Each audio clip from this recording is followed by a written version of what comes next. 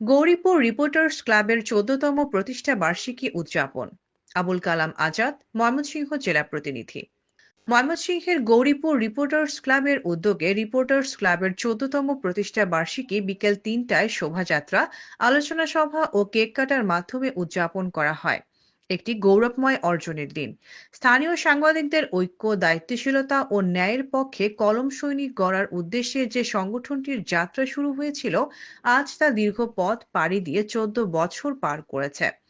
সাংবাদিক হলো সমাজের বিবেক। এই বিশ্বাসকে সামনে রেখে গৌরীপুর রিপোর্টার্স ক্লাব শুরু থেকেই তথ্য উপাত্ত নির্ভর গণমাধ্যম চর্চা, সততা, নৈতিকতা এবং মানুষের অধিকার নিয়ে কাজ করে আসছে।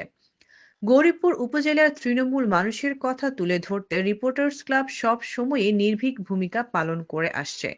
উক্ত আলোচনা সভায় উপস্থিত ছিলেন গৌরীপুর প্রেস ক্লাবের সাবেক সভাপতি বেগ ফারুক আহমেদ, গৌরীপুর সাংবাদিক ঐক্য ফোরামের সভাপতি মোহাম্মদ শাহজাহান কবির হীরা, দৈনিক যুগান্তরের উপজেলা প্রতিনিধি মোহাম্মদ রইসুদ্দিন, সাংবাদিক হুমায়ুন কবির, আনোয়ার হোসেন শাহিন, বোরহান উদ্দিন শামীম আলভী, শামীম হলি, সিয়াম শ্রাবণ, আবু সাইদ, আবুল কালাম আজাদ, সুপক রঞ্জন উকিল, ঝিন্টু দেবনাথ, আর আজমি মিথুন, লুৎফুর রহমান খোকন সহ অপরাপর সাংবাদিক বৃন্দ।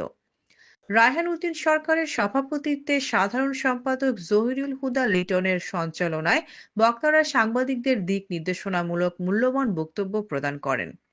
গৌরীপুর রিপোর্টার্স ক্লাবের ১৪ বছর পূর্তিতে সংশ্লিষ্ট সকল সাংবাদিক, উপদেষ্টা ও উপস্থিত সদস্যদের প্রতি আন্তরিক অভিনন্দন ও শুভেচ্ছা জানিয়ে সভাপতি আলোচনা শেষ করেন।